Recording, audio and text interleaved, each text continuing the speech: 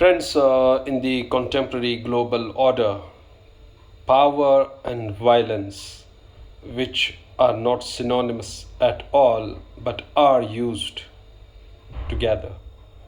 While power is the ability to act in a given context in an effective manner, violence or use of physical force to achieve a desired end is not power.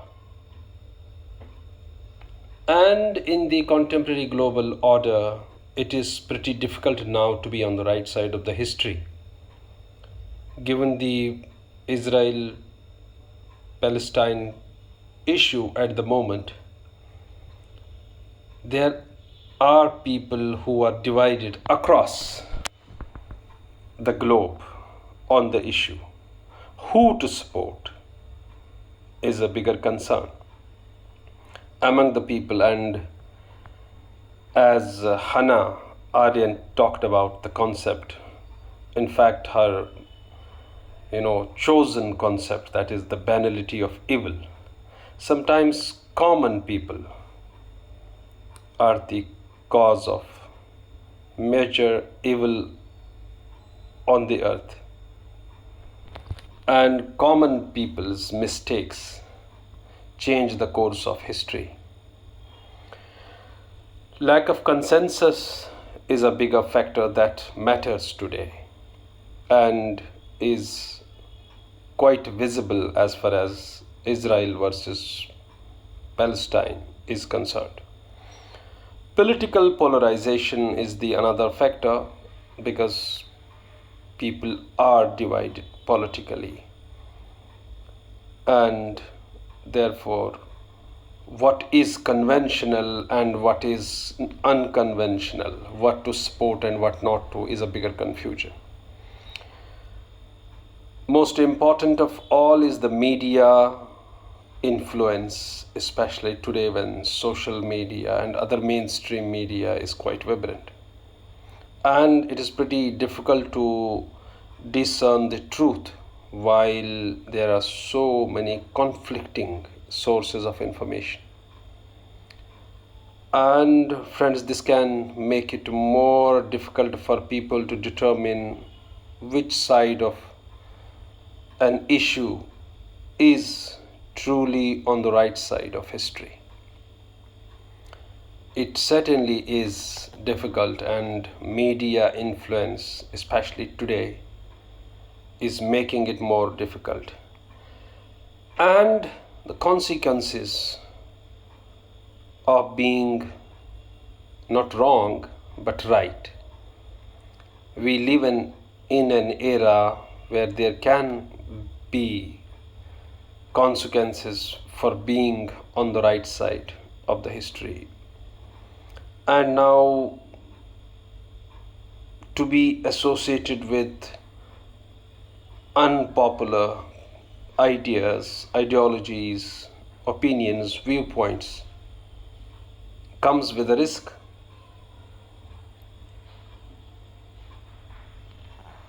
And changing values in this era,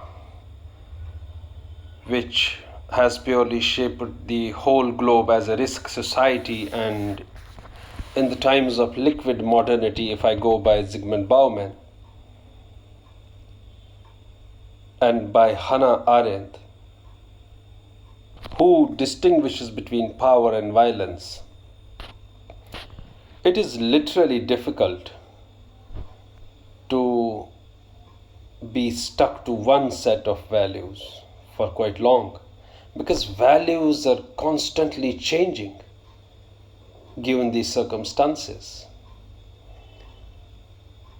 And most of all, as I said, consequences for being wrong is a lesser factor than the bigger factor of consequences for being right.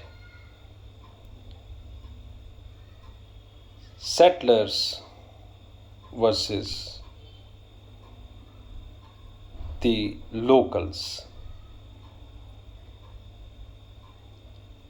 if we go by Israel Palestine conflict. And if we take it by the refugee terminologies, we quite need to think about whether in the future would there be any country that can welcome wholeheartedly or that will be welcoming any particular set of people, given the example of Israelis settling on the Arab land way back in 1947.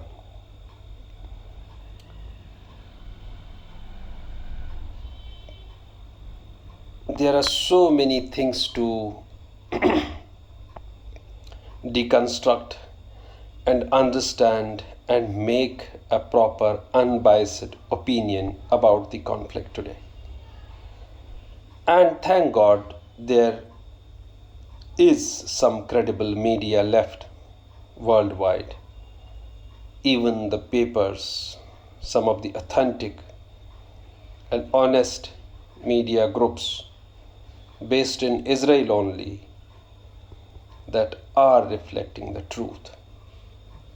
And there are people's interviews, see masses, telling about their tales of survival or telling about the stories of their suffering. To put a crux, media can provoke people for hate. Media can be a game changer as well. Media can spread lies, media can spread truth. Media can bust myths, media can reinforce stereotypes, myths, disinformation, misinformation, and all. Therefore, the true test, rather the difficult one at this juncture of history, for an individual, for a common person, is to listen to his, her consciousness, study, have a broader scholarly view before making a particular opinion and not getting swayed by the media influence and fast changing values, political conditions within and abroad. And most of all, we don't have to care for the lack of consensus, because innovation and originality and truth are hardly subservient to consensus. At the moment, what the whole world is witnessing is a different and difficult shift. Things can get escalated more. Situation is pretty difficult as far as the Palestinian and Israeli situation at the moment is concerned. But who to listen to, how to frame your opinion, is certainly very difficult at this moment if you don't study well, if you don't know the right side of history, as I'm talking about, and if you worry too much about the consensus, and if you get swayed by a particular set of ideologies that can have consequences.